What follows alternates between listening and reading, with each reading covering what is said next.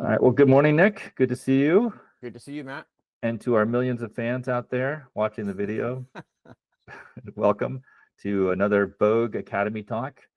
If you got a good name for these talks, shoot us an email or put a comment down below. Let us know. We're open to suggestions. Today, we are talking about curiosity. And I wanted to talk about this. I just give a little bit of my journey with this understanding of curiosity and the importance of curiosity. In the first course, the one course that we currently have on the Vogue Academy website, Nick's course on procrastination, overcoming procrastination, you talk about the importance of curiosity. And I admittedly at the time I was like, oh yeah, that's a good point, but I didn't really appreciate its importance until we were working on our second course, the soon to be released creative problem solving. And I think I did the initial drafts of the script, and I did not include anything about curiosity, or if I did, it was minimal. And then you, in your edit, said, hey, we should talk about curiosity, and you mentioned how curiosity and fear are incompatible, and that really struck me. Like I was really but just that was like, wow, that's a really interesting point. And because in a lot of our talks, we're talking about like we want to get students or folks in the working world, we want them to get to this point. Like we want them to become self-aware. We want them to become curious. But how do you become curious, or how do you become self-aware, which we've discussed? So anyway, we just thought it would be really good to talk about curiosity. And Nick, as always, I always defer to you for initial comments, and this is definitely more in your area of expertise. So yeah, I'd be curious to know about your exploration of the importance of curiosity and how you came to see it as really a key strategy in a lot of the types of ways we're trying to help individuals overcome some of the maladaptions that we've developed and restrict ourselves and be in a more healthy, vibrant, productive, thriving life. Yeah, I'm tempted to start with an anecdote many years ago, or perhaps something more current. I think I'm going to go with the more current. If the story comes up, it'll come up. But I think one place to start. Many of our listeners probably have gone to college. If you, or maybe in college, but if you look at the people your professors who are engaging in research and often highly accomplished, they've achieved a lot in the material world, so to speak. Curiosity, fascination has almost certainly been a huge driving force. It's been the energy that directed them to engage in a genuine question that they had, not simply to serve or satisfy someone else. Not maybe it's also that, but they've had this fascination. And students sometimes experiences, why is this guy up there going off on this little thing that's not even interesting to me? Great question. But let's flip it around and say, wow, it must be really interesting to that guy if he's going into that for 30 years and going into this minutia. And it shows the power of curiosity, of intrinsic motivation of a certain kind, this fascination to me. And that number one, that's the energy, that's the source. Two, it's not incompatible with achievement. It's the engine for learning and achievement in many cases. And so I look around and I see that. I see these highly accomplished people, they've got long resumes, yet they've cultivated, nurtured, and protected oftentimes curiosity. Then what I see on that is we've often created institutions like a university that actually make it quite hard for students to cultivate and keep alive their curiosity. And that's in fact what students tell me. They would prefer to be driven by many, not all, fascination and curiosity, but they feel the exigencies, the material consequences, the things they're thinking about, the prize, eyes on the prize, so to speak, all the things they have to do, and that can quash curiosity. So I think something I learned from students was I wanna pursue my interests, be curious about whatever I'm learning, but the grade is a necessity. Curiosity is a luxury. And I understand where they come to that. So what I learned from that is that curiosity is powerful yet fragile. And that a lot of times we, the individual, are going to have to exercise our agency and autonomy to keep that curiosity alive for ourselves. And that there's many benefits to that, and because of the properties of curiosity as a motivation. Yeah, I'm curious about the trade-offs almost. If you're intensely curious, and you mentioned how that feeds into intrinsic motivation, which I feel is another topic we need to discuss, is intrinsic versus extrinsic motivations, because that's something we bandied about, but do we really understand what's going on there and really understand the terms even? Yeah. But the very fact that to be intrinsically motivated, like this professor who is intensely curious about this topic, such that they're, looking at the minutiae, as you talk about, that, most of us are like, who cares? That entails sacrifice. It leads you on a very, it can lead you on a specific path in life that a lot of us aren't willing to make or to choose, because it does involve sacrifices. It's, you kind of want both ends. Yeah, I would love to be curious, but I also want these material comforts, be it money, achievements, affirmation, whatever. And so it's hard to let go of those. And it's not to say the professors aren't, have let go of those, but they perhaps they might be minimized or reduced in importance compared to their interests, perhaps. I think that's one. Yeah. Well, and let me ask, what's motivating that sacrifice? It could be so from a very cognitive point of view, just to pick up that. I think there are trade-offs. There are also, just to be clear, like an unbridled curiosity and fascination. People can get so into something they're disengaged with reality, and that has negative consequences too. So I use the example of somebody who's fascinated in a kind of pro-social way, in a way that gets recognized and validated, and they have the skills to implement it, and they had dedication, commitment, sacrifice to do it. But there's, we've all seen people also who've kind of, quote, gone off the deep end on something. They're motivated by curiosity, but they kind of disengage from conventional reality, for instance, and they're immersed in some world, and that may not be so helpful. But I think this one way to think about why people are not following their curiosity, it could be something like, well, it's difficult and painful, and I think that's true. It will be challenging and hard and unpleasant, and that's a sacrifice. But it's also, they may have a model in their head. So if you adopt a cognitive perspective, that happiness, I'll be curious after I achieve something and get security, and then I'm happy, and then I'll be curious, rather than seeing that curiosity is actually a step to success and happiness. Right? So if you prioritize achievement as the source of your well-being and happiness above curiosity, then you're going to prioritize it. You're going to pursue that first at the exclusion, right? So that's what students are saying in the example I gave. The grade is a necessity. Curiosity is a luxury. That's a concrete statement of what's the priority. But that follows from a model. Well, why is it that the priority, and why is that the luxury? If you unpack that, I think they have a model. Well, once I'm successful, I will be happy. I'll feel good. And some say, and then I'll pursue my interests. We can question whether that's actually how well-being and happiness and flourishing happens. And many researchers, contemporary researchers, say, no, that is not how it happens. First, get happy, then be successful. And curiosity contributes to happiness, well-being, a broad concept of happiness, not like pleasure, but satisfaction, fulfillment, a state of calm and enjoyment. Yeah. Let me, because that's kind of like at a meta level. I just want to bring it down to more concrete example. No, which is great. I don't want to brush that aside.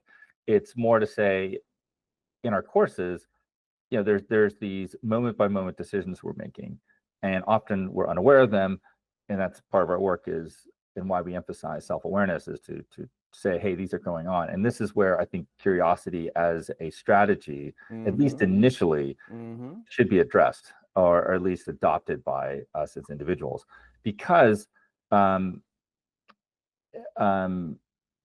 like what does curiosity do for us practically, to help us overcome procrastination, or our fight, flight, fear responses that don't allow us to engage in challenging circumstances?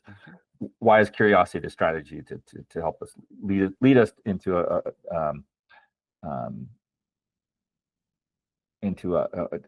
situation where we are willing to tackle challenges? And I think initially I would say that there is the grappling with uncertainty that we're often dealing with, and we can, or most of us are in a situation where we don't like uncertainty. So there's a question of why, but with uncertainty, there is often the need for some sort of control or protection against the threat of uncertainty. So again, why is uncertainty a threat? But I think at least, part of the reason we procrastinate is to create sorry. Could you hear that door slam? Yeah, that's the wind in my house. Apologies out there. There is a protective. Now my dogs are going crazy. You've touched a nerve with the dogs. They're like, I know, I too did. close to home, Matt. You're asking why I'm reactive and fearful? Yeah, I had a feeling this was going to happen today, so I was like, I bet, because the dogs, I have two dogs and they hang out in the office with me. I'm like, I bet they're going to bark during the thing. Well, we can always edit this out if need be. Okay. But anyway, so there's this uncertainty. We want to somehow protect ourselves from what uncertainty suggests or anticipates, in the sense that it could be something great happens, but also something bad happens. And what is that? What could that be? And so, you talk about procrastination. We create these ways to protect our sense of self-worth through. That's part of the reason why we procrastinate. Okay, so so I think there's that level that we have to get down to talk about. Okay, curiosity is a strategy to combat the fear of uncertainty. So I don't know if, I just want to defer to you again. You've done more research on this. So what are your initial thoughts? I mean, that makes good sense to me. We might say that curiosity, lifting up curiosity, putting our attention on our curiosity, focusing on that, gaining awareness that we are curious about something. That's the strategy. It's not curiosity per se. So I don't think we can invent curiosity exactly. We can foster it. We can enhance interest. But I totally agree. And I think that if we think of curiosity or cultivating curiosity as a strategy, then we can ask, well, what about it is effective as a strategy? Right? Why does it work? What are the properties of curiosity as a kind of motivation? So we talked about one, it's intrinsic, meaning it's intrinsic to the task. So a classic example, that would be absorbed in a task, right? We are just totally into it, whether it's a game or a sport or painting or playing music or listening to music. And we often say I lost myself in the task. So my sense of myself, this kind of viewing observer from the outside, diminishes or even goes away. And so that, because my attention is so into the task that I have no mental processing left over to observe me, right? So it's kind of like the dance like no one's watching, right? If I don't know that anyone's watching because I haven't devoted any mental, then I just dance. I'm immersed in that. It's comparable to, I want to understand something. I'm curious about it. So the desire to understand leads us to be absorbed in an exploration. And so exploration is a key word, or experimentation, because it means there's low expectation of a product or an outcome. So curiosity is really focusing on that word, I think, focuses our attention on the process. An experiment's useful whether it's successful or not. That's the design of an experiment. If it doesn't work out the way I want it to, I still learn something from it. That's the point of an experiment. So all of these words and that approach lower external expectations for a certain kind of outcome or product. So, and that's uncertain. That is uncertain. So if I lower my attention on that, then it follows that I would be less anxious on your analysis, right? Because I'm not thinking about the uncertainty of the outcome. I'm thinking about the process and my immersion in it, and something inherent in this thing is getting my attention, not the prize or the outcome or the article or the review by my boss or what have you, that cause fear. So I think the properties of curiosity lower our focus on extrinsic reasons to do things in the environment. They lower our expectations for our own expectations for some sort of product. And then in so doing, they decrease our sense of fear, anxiety, because our attention isn't on something we can't control. And our attention is on something we can control, which is our immersion in the task at hand. And that underlying that is a certain, these are the outcomes, if you will, of a very fundamental human capacity to and desire that often we can't even control. We're just curious about things whether we want to be or not sometimes. So I think those are these key properties of curiosity motivationally that affect our behavior and then the consequences. Does that make sense? Yeah, I was thinking while you're talking, a slightly different sense of when you might be curious. Go ahead. Your audio, I think, just changed. Just sounded a little more muffled. Yeah, there we go. How about that? Yeah. Gosh, this is not our best recording day, but I just had this scenario where, like, there's that house that's abandoned in your neighborhood, and there's two individuals. There's the person who will like go explore, and the person's like, no way. So there's a different. So the person who will explore, they definitely know that the house is creepy. There's uncertainty, but there's something in them that still makes them want to explore. So there's the curiosity that where you are immersed into a subject. So like you said, there's a flow state where the sense of self is diminished, but then there's also, prior to that, this curiosity that where you really do appreciate uncertainty and the fears, but yet something in you overcomes it and you will go forward and explore. Now, it could be the case that the person who freaks out and is like, no way am I going to go explore the house, they're probably the smarter ones because it's dangerous and whatever. But there's this other individual who is curious. Somehow they're the adventurer, the explorer, that there's something there for us to admire. And so I don't know, that's where I was thinking. Is that relevant or slightly different from what you were saying? Relevant. So tell me I just want to be clear about the implication I should be drawing from that scenario, that situation. Oh, yeah, sure. So, well, I think it's, I guess I'm like, I was trying to say, like, there's the curiosity where you are going to be immersed, and there's a reduction in the, you don't even really consider the uncertainties and whatnot, just because you're going.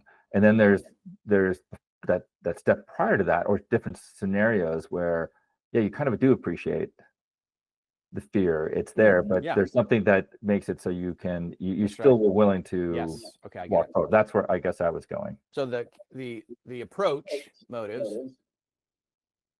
I hear a little echo. The approach motives exceed the aversion.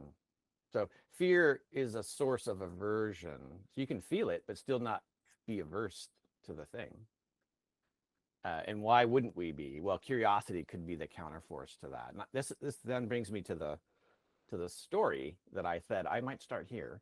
But let me say one conceptual thing. I think one thing I'd be concerned is the people listening took away some idea like, oh, I'm not curious, or I'm curious, or I'm more curious or less curious. So my training, I tend to emphasize the situation over the individual characteristics as kind of essential. So in certain situations, I'm curious, and others I'm not.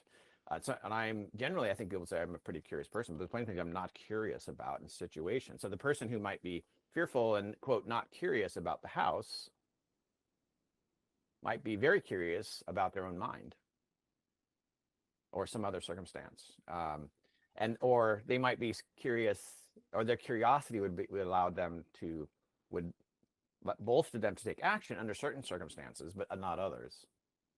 So I don't know that I don't know how much to understand curiosity as a feature of people versus a feature of me in a situation.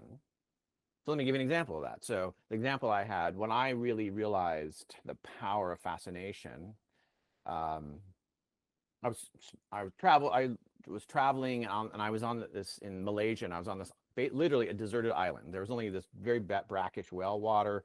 There was a reef 20 yards off the shoreline. There were 4 people on the whole little island, and I was out snorkeling by myself.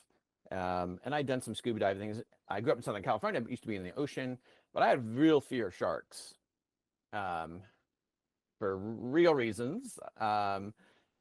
Anyways, so I'm in the water snorkeling alone, and I see this reef shark, black tick reef shark. Not big, but it's very close. And I was shocked that I went, cool, a reef shark, and started swimming after it rather than getting out of the water. And I went, whoa, what was that about? Right? I was surprised by my own behavior, my own instinct, my own reaction. I want to use the word, was to go toward it. And I think the whoa part of that, whoa, yes, afraid, but wow, whoa and wow are pretty close. Like, whoa, very close. I never thought about that till now. And so I spent a lot of time, that was 40 years ago, thinking about that. What about that situation? I wasn't safe, really. I mean, it wasn't a huge shark, but I think it just illustrated to me at a visceral level, right, the power of curiosity and fascination to propel us forward, even in the face of fear. To the extent that at some level, the fear just wasn't present to me in the moment. So it's not that it couldn't potentially be there, but it wasn't something uncertain or threatening in the situation, but I didn't experience it that way because I think this other force, this other energy, this other way of thinking about the situation, conceptualize the situation of fascination, the fear just sort of automatically diminished. And this, because I was so fascinated. I do think that's this relationship, and you made this point that fear and curiosity are largely incompatible. That can just happen, I think.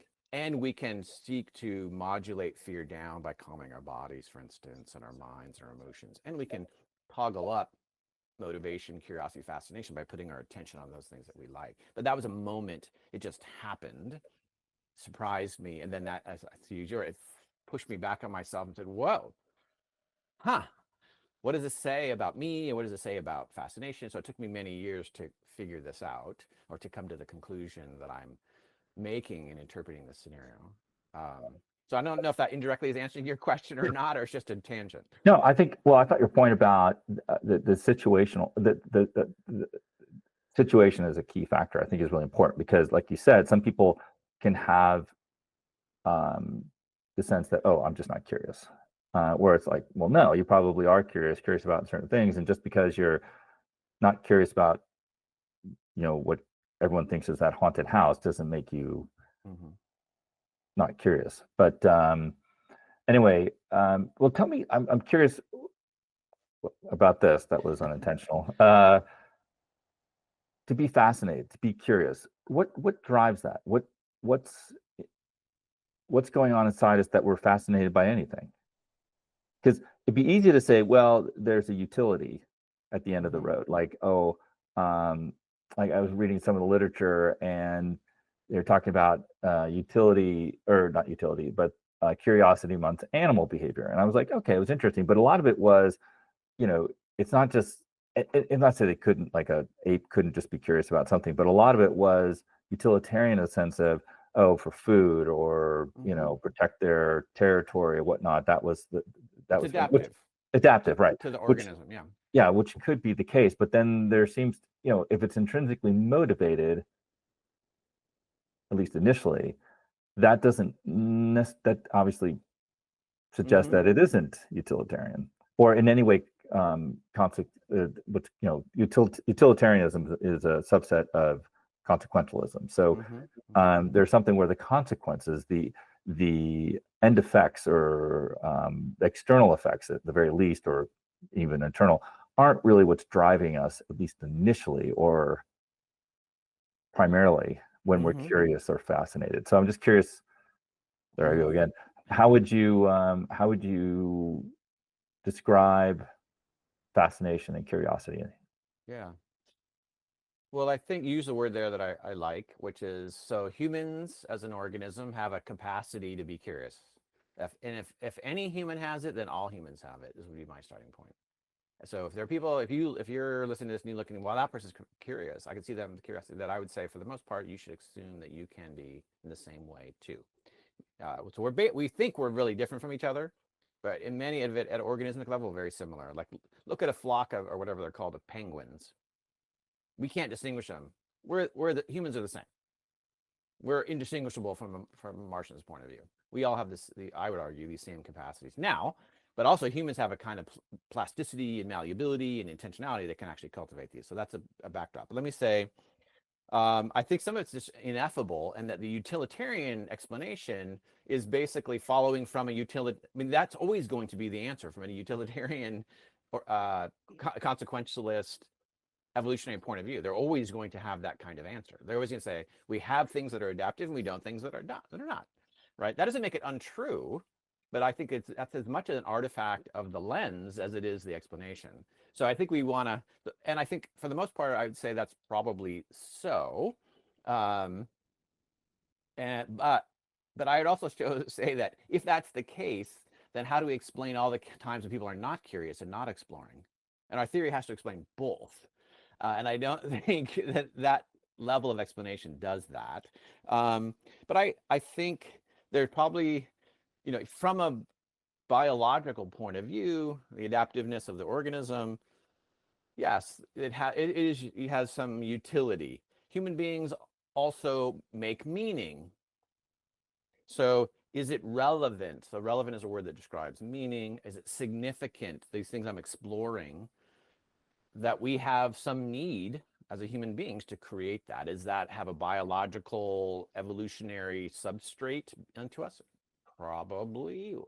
I've never read a good theory explanation of that. Certainly from a utilitarian point, it would have to have it.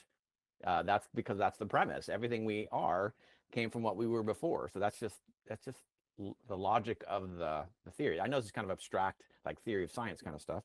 I think another, so I'm not going to clarify, I'm just going to complicate things, I think, is this. I did read an article recently that really caught my attention, that it's something we might call it something like cohesion. I think the Greeks would have called it beauty, elegance, that humans have this ineffable, I'm going to use that word again, like we can't always put words to it, desire, impulse, motivation towards cohesion and coherence, well-formedness. And we appreciate that. And it's a visceral thing. People have a response emotionally and of their sensations to things making sense. So if they don't make sense, if there's a dissonance, then they want to figure it out. But when they do, then it feels good. And then that's rewarding. So that's a kind of a behavioristic explanation. It's a little bit different, right? You're saying people have this thing, but what's crucial about it is that if it's unmet need for cohesion or coherence or well-formedness, then we're agitated. And we also have this thing in us that when it is resolved, when it is coherent, cohesive, and well-formed, then we feel good. And then that's something like the underpinnings of something like an aesthetic response we clearly see manifest in lots and lots of human beings. I think from the earliest artifacts we have access of human beings, there is some sort of aesthetic component people are trying to make things beautiful that make them feel good.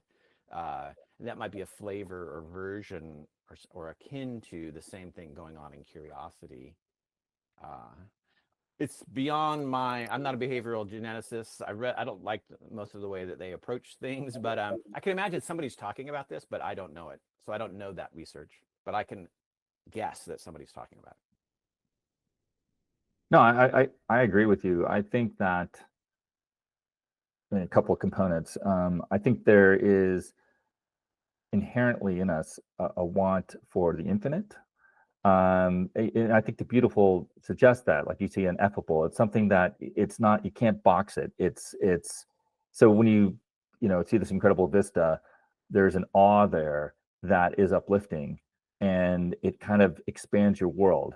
And I think there is a component of us that wants that longs for that.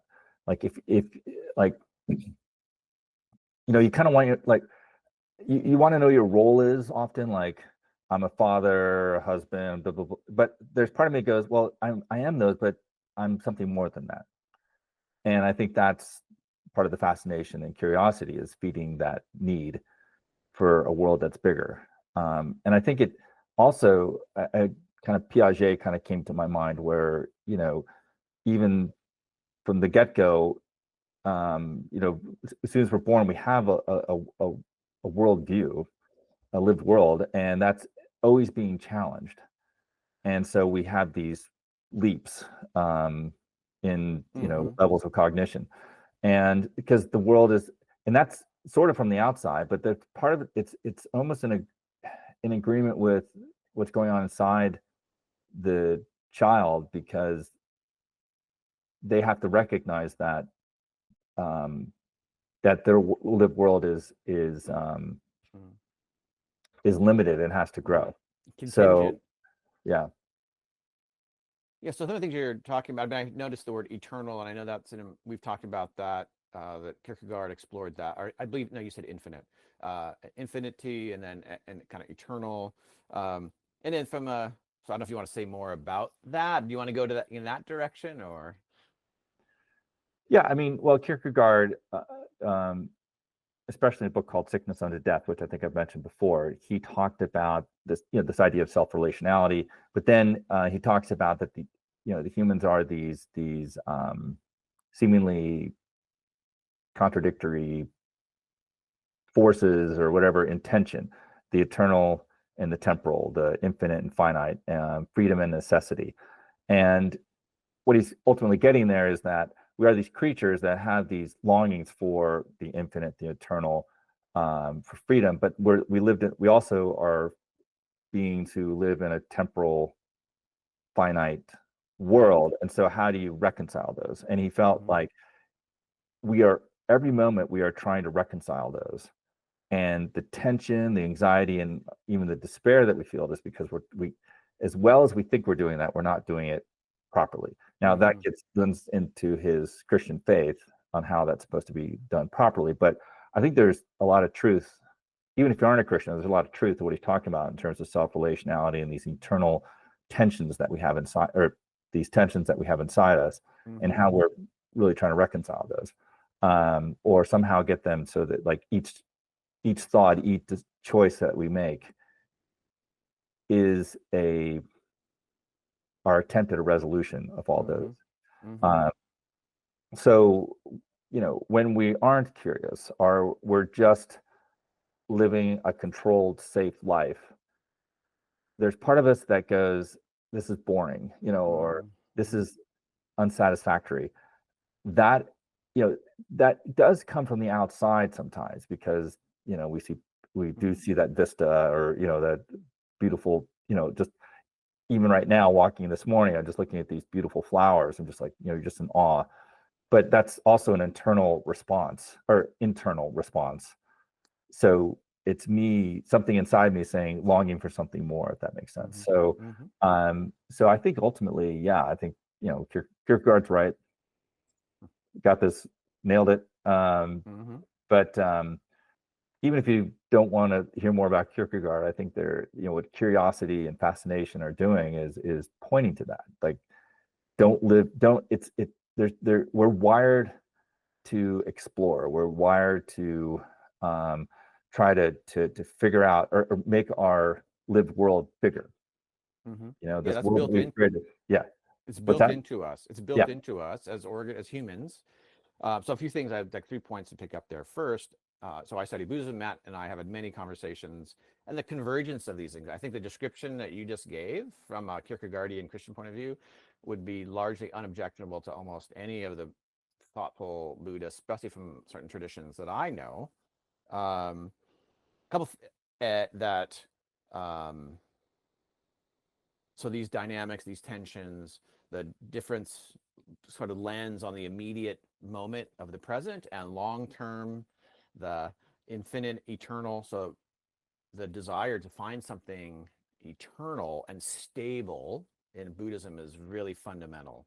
And so for many Buddhists, that's the thing that's eternal and unchanging and stable. Therefore, a still point in flux is our individual human consciousness. And for some, it's not individual, it's a collective consciousness.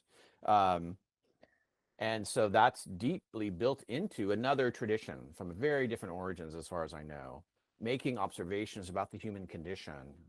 I think a related point that I'd want to make is that what we're the tensions we're describing from, I think, from Kierkegaard's point of view and certainly from the Buddhist point of view, is that they're resolvable in a certain way, but it takes a great deal of training and practice.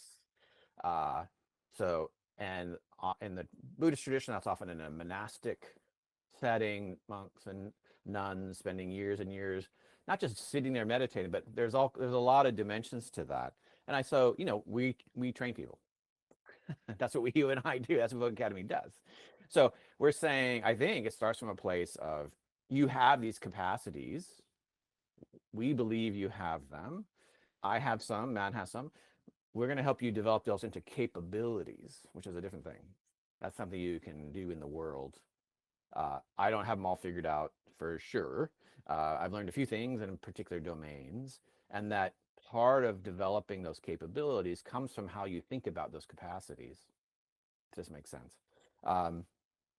And that's particularly important from a situational point of view, because my definition of situation includes you, turning my internal states. So a lot of times you think situation in the conventional is that it's this thing that I'm in and it's outside of me. No, no, no, no. That's not my point of view. It's a situation because you're in it. It's a situation to you because it is you that are a participant in that, and you construct that situation. You've certainly put yourself in that place by doing that. It's not that there are no external features, but you are an integral part of any situation you are in. I don't know if you remember, we talked about that. It's not that you are always the most important thing in any given situation, but you are probably the most important thing you can control in any situation. And then that gives a certain priority then to say, oh, so what can I do? And then that, what can I do, capability, well, that resides on my capacities, but it also relies upon my self-awareness and a view, a way of thinking about what those capacities and what those capabilities can become. Like what's possible for me as a human being. And so that again is why it's important to look at situation, not inherent essentialist features. So if I look and say, well, I can look out at the world and say, people have found ways to keep alive their curiosity, even by working as a clerk in a patent office. Do you know the reference there?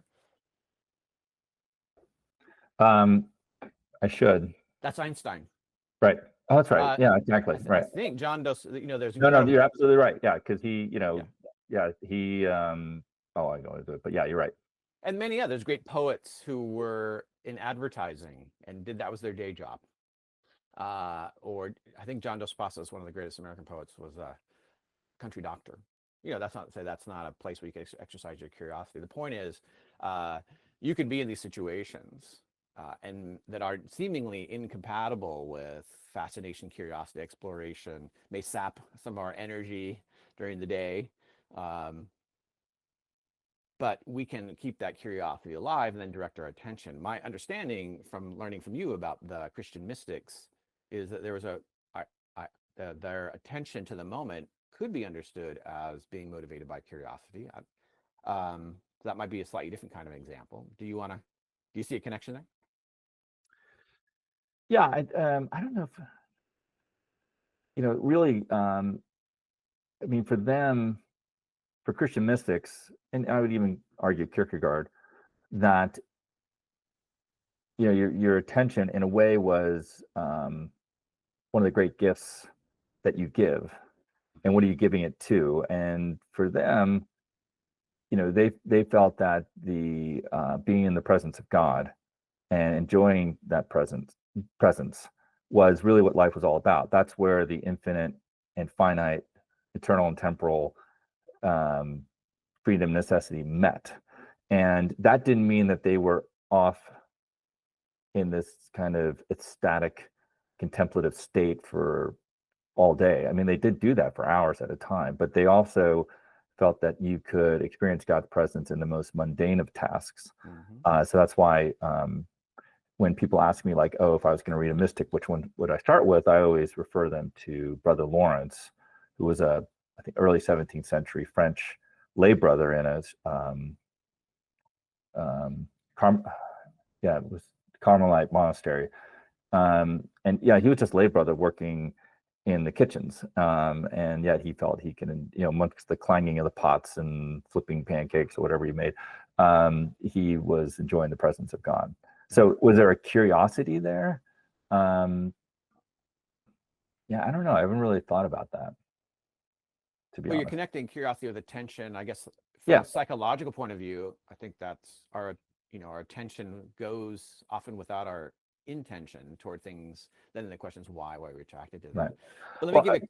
Well, I would say, like, one thing that was just I just thought of, the one thing that I always drive home when I lead Bible studies in church, or I do a college group, is that the mystics, they were really in love with God. They just like, and that's something that's often missed, is they really were passionate and in love with God, and so that's why their attention was given to these tasks. So in a way, that kind of lends into curiosity. I mean, curiosity is an appreciation or fascination, or in a way, kind of a love for that subject matter. And so you're willing to spend time with that and devote yourself to it. I think that's a good word, devotion. So yeah, that's where I would see at least some kind of analogy between curiosity and what and attention with the Christian mystics. Well, I think it's kind of analogy or all the different levels which we were Right. trying to explore. Let me bring a concrete example too, and maybe mostly my last contribution. Because I haven't. Before you do, so just I have one. I want to kind of bring it very practical. That's what I was going to do too. Okay, so we'll both do it. You'll do it your way, and then I'll do it my way. Yeah. So I was going to tell a little story. So I think the image of a Buddhist monk or Brother Lawrence for me is actually kind of appealing in some ways, at least at this stage in my life. But that can seem really unattainable and unrealistic for most people. But there's an example of a person that I used to work with years ago, and I did similar work. I was in a learning center, and so I worked with students and I taught classes, and I had a staff of peer mentors, and the peer mentors had to be hired. And so the peer mentors would go to basically our bookkeeping office, the HR in our little center, and there are two people there. And one of the persons there was Paul. And Paul would basically do the paperwork, this is old days, the in-person paperwork, with the peer mentor. I don't know, 5-10 minute interaction. Very procedural, perfunctory kind of thing, you would think. I can't tell you how many peer mentors who had never met Paul before came back to me and said, "Who is that guy? That experience was amazing." And I'm like, "What do you mean?" But I kind of knew what they mean because I'd encountered him too. Fully present to you.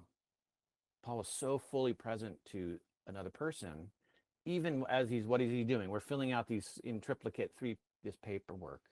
It could seemingly be the most mundane, inhuman interaction, but that's not what people experienced. So that's, to me, is analogous, a modern day version of Brother Lawrence in a university, in a job, in an office, right, with no windows, by the way. That doing this task, this interaction, seemed very transactional, but people didn't feel it was transactional. No, how did he do it? And why did he do that? Was it rooted in love? Was it rooted? I don't, certainly had something to do with attention at Mhm. that level. But I just wanted to give a picture that I've not attained. I've not attained this, but I wanted to give a picture to people listening that's not, doesn't feel mystical or monastic, right? It's actually in everyday life. Right. Yeah. Yeah, well, it's not otherworldly, or you have to create these conditions that you're up on a mountaintop or something like that. We were trying to, in a way that again, yeah, like I know for my work in my church and elsewhere, I'm always saying, like, our Christian life is meant to be found in the most mundane tasks. It's not this, that's really what shows where we're at in our faith. And so if we're just oblivious or we're just kind of on autopilot, well, that's an issue that we need to address. Mm-hmm. Anyway, I just leave that aside. Before we go, I just, someone listening to this, we did get kind of abstract and whatever, and I'm always like, okay, what's the practical application? So let's say I'm a student, someone in the workforce. I'm like, I go like, okay, I've got to be curious, and so I'm kind of brute force, be Mm-hmm. curious about this task, even though it's trivial, it's repetitive, like you talked about, and doing something in triplicate. It all sounds good to be present and somehow be expressing love and appreciation and affirming others. All that stuff sounds great, but I've got this, problem set. I've got this paper to write. I've got this marketing Mm-hmm. report to do, so on and so forth. Somehow curiosity can help me Mm-hmm. to do that in a way that, one, it probably comes out better. Two, it's more enjoyable. Mm-hmm. It's not as onerous as I might make it otherwise. How do I start? Or what would you do for someone to say, okay, I know I need to get to this place where I find it inherently Mm-hmm. and intrinsically interesting, but I'm not there yet. So Yeah. how do I start? Well, couple big ideas. One is, let's try not to totalize, like, oh, I have to be interested in the class to engage in the class, like the whole thing. No, you don't actually. I think that's like, or I am totalizing, essentializing, not curious, or right, or I think that's not situational, and from my point of view, not very helpful lens. So that'd be one place to start, is be aware of how we're talking and how we're conceptualizing. So I'm not saying you have to be curious about everything or totally curious or not find something uninteresting. That's a standard that's unattainable, and if we're not even aware that we have it, not helpful. And I've seen students say that. But I'm not interested in the class, and I'm like, that's not the question. It's not a summative evaluation. It's, is there something in the class that you could find interesting, that has piqued your interest? Or if you're even more sensitive to what's going on, when you notice that you're curious. So one is notice and be aware, wow, I have some aversion to that. That's okay, right? Like, I don't want to, I have this reaction to my P set, my problem set in my physics class, and I don't want to do it. I often pick on physics. Okay. So that's great. Start with awareness. But because if you don't start with awareness, then you won't be aware of what you are interested in. And so that's an important step. And second is to accept that. No scholar, nobody has always liked and being curious about everything. And so that's reasonable. That's okay. That's not an obstacle necessarily, but to accept that is the state of affairs. But it's not inevitable, and it's not unchangeable. So those are two key things that often I think people jump over, and I certainly have many, many, many times. Awareness and acceptance. Then we can say, well, okay, I want to be strategic here. I want to intervene. I want to intentionally change my state of motivation or intention toward the task at hand. So what's a way to do that? One is to put your attention on the process and kind of actively be in the moment as best as you can. And that might be active, putting aside how much time this is going to take and how much can be evaluated and how many points. But mostly it's about looking at the task at hand, being fully immersed, with the intention of seeing something that piques your interest. Look for it. So that's not what most people are doing when they're reading or studying or doing a piece of. They're not saying, okay, I'm going to look for what's interesting.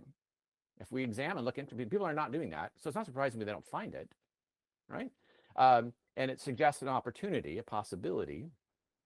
And I'm not saying the other things aren't useful. Like, I got to get this done. That's the intention. Or I got to understand that. Good intention. But it's slightly different. And so it's worth experimenting, exploring what that intention is. So if we've just identified the importance of curiosity for deep engagement and deep learning and processing and even achievement, then we can put in front of us in the moment, developing curiosity, cultivating, I like to use the word lifting up what's in us, curiosity. That's the objective at hand. That's the intention in the action, in the process.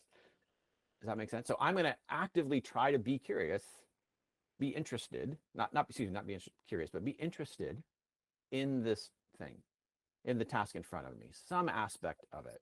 So it makes it much smaller, changes my intention, my attention. And I think it certainly has the capacity, or excuse me, the possibility of cultivating this thing that you have. And then that experience, if you do find something that has this ineffable quality of being interesting to you or fascinating, that can be rewarding, gives you energy, right? So the key thing about fascination is it energizes you. Fear doesn't, it saps your energy. So fascination and then this resolution of what you're interested in often reinforces that. So this is a reinforcing cycle. I'm interested in that. I wonder how that works. Why is space curved, and how come it seems like the sun goes around the earth, and whatever the thing is, but then getting an understanding of that meets some human need. That's what I was going back to, and a practical need too, by the way, and then that can be reinforcing. So I think many choices and actions we take, if I white knuckle, so let me finish the thought.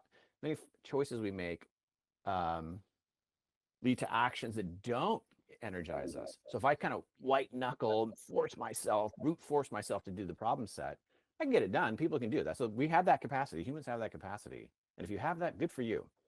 But often it saps energy. It's just energy going out. Whereas if your motivation is to understand, to be fascinated, curiosity, one of the consequences is it feels better while you're doing it, but also it gives you energy, much more than forcing yourself to do something. So I don't know, is that practical enough? Yeah, no, that's great. I just thought I'd quickly kind of run through some of the steps, just reinforce. You talked about first about being aware, like, and then that we aren't motivated or we're not curious about this problem set or whatever, and then accepting that. And I just want to say, like, I think that's a really important step, because once we become aware, it's easy to judge ourselves and say, oh, I should be curious and I'm not, and that's draining and demotivating. And we're, like you're saying, when we become aware and see this, the internal dynamics are kind of what we don't judge yourself, because that's only going to lead to, it's deflating, but also probably regressive. Like you're going to not move forward. Right. What we're saying, so acceptance. Then you, like, okay, what's the intervention? Like, okay, once we've accepted the state, what's the intervention? And that's where the strategies. There's almost a creative problem-solving move here of like, okay, what do I do? And one thing you said is, let's focus on the process. Instead of thinking an end result, like I've got to get this done, I want to get an A, so and so, all these things that are future-oriented and kind of extrinsic to a certain degree. We're saying, okay, what is the process by which I'm going to accomplish this task? And there you said, which I thought was really good, is you say, instead of like, oh, I got to write this paper, you make the task smaller. And I think that hopefully I got this right, by finding, okay, initially and this is the strategy part, what can I find interesting here? Like what can inherently interesting to me in this task? And that might take some exploration, but we can find that, and that's motivating, energizing, and will probably carry us through, versus the kind of brute force, white knuckled, whatever expression you use to say, we just kind of get that task done. Is that a good Great summary. summary? Okay, I just want to reinforce that because I think it's so great, and it's kind of a pattern you'll see in our classes, which I think is really great. Perhaps that's another discussion. It's just kind of that way of looking at issues and how to address them. Okay, I think that's hopefully we've just touched on curiosity. There's more to explore. We'll probably circle back to it at some point. But I don't have our chart up for what's next. I think actually I put in, I kind of rearranged the talks because Nick and I met Saturday morning at Small World Coffee in Princeton. We're there often Saturday morning. So if you have to be in Princeton, awesome. Saturday morning around 9 a.m. come. There's that large table in Small World that Nick and I are usually there, deep in conversation. Or you'll know we're there because Nick's made me laugh and I'm laughing quite loudly. Anyway, come join us. Leave comments down below in the description if you want to, or in the comment section if you want to us to address certain topics. But next week, I think we're going to talk about AI. There's a whole bunch of topics. We got deep into it Saturday morning, so we have a couple angles by which to address artificial intelligence and its impact on us individually and on our society and the workplace and in college life. So until then. Thanks, Matt. We're getting sophisticated on this, aren't we? Like directing people to our website, and we're learning, we're adapting, that's right. we're growing. Right. So thanks a lot, anyway. Matt.